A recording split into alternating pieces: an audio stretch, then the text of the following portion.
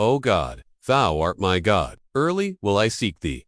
My soul thirsteth for thee. My flesh longeth for thee, in a dry and thirsty land, where no water is, to see thy power and thy glory, so as I have seen thee in the sanctuary. Because thy loving kindness is better than life, my lips shall praise thee. Thus will I bless thee while I live.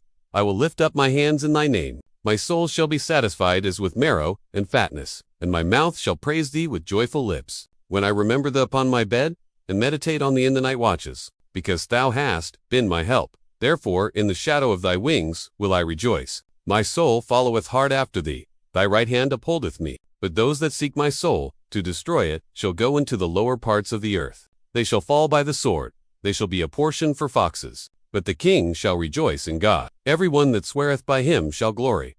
But the mouth of them that speak lies shall be stopped. Psalm 63 opens with a raw cry from the heart. David, alone in the Judean wilderness, surrounded by barren cliffs and dry winds, doesn't cry for water, food, or safety but for God. O God, you are my God. Earnestly I seek you. These are the words of a man whose spirit is thirstier than his body. David is not begging for escape. He is longing for intimacy with God. This is not the language of religion, it is the yearning of relationship. Psalm 63 was likely written during David's flight from his son Absalom, banished from Jerusalem and the tabernacle. David was physically removed from the place of worship, but spiritually, he draws nearer than ever. The wilderness becomes a sanctuary. His words reveal a heart that is not content with mere survival, it thirsts for the living God. In verse 1, David says, "My soul thirsts for you, my flesh longs for you, in a dry and weary land where there is no water." This is a metaphor of spiritual desperation. We all walk through dry land seasons of silence, trial, confusion. David teaches us that in those moments, the solution isn't escape, but pursuit of the presence of God. Verse 2 shifts to memory. David reflects on past encounters with God.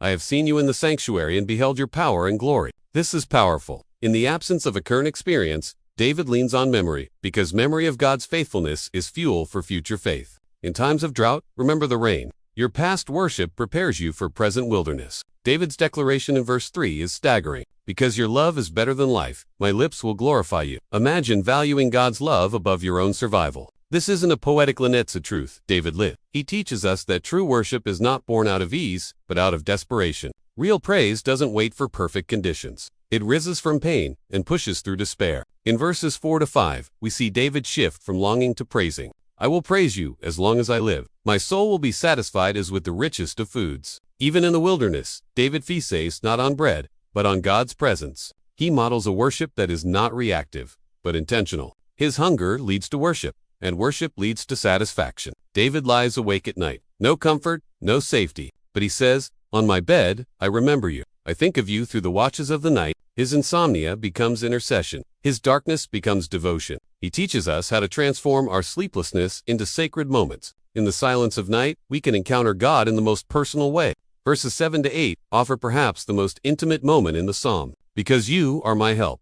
I sing in the shadow of your wings. I cling to you. Your right hand upholds me. This is the language of trust, not just belief. David is not speaking about God, he is speaking to God. This is the language of a soul that clings, that holds tight, that refuses to let go. The final verses of Psalm 63 seem to change tone. David declares that his enemies will fall, but this is not about vengeance, it's about confidence in God's justice. David is not seeking personal glory. He knows that kingship belongs to God, not to man. He rests in the reality that God's purposes will prevail, even if he doesn't live to see it. Psalm 63 is more than poetry. It teaches us to seek God earnestly, to worship him in pain, to remember his past faithfulness, and to rest in his present strength. Whether you are in a spiritual desert or on a mountaintop, this psalm invites you to press in, to thirst more deeply, and to know that God satisfies the longing soul. In a culture of quick fixes and shallow faith, Psalm 63 is a call back to deep communion. David doesn't seek solutions, he seeks the Savior. Let that be our heart posture today.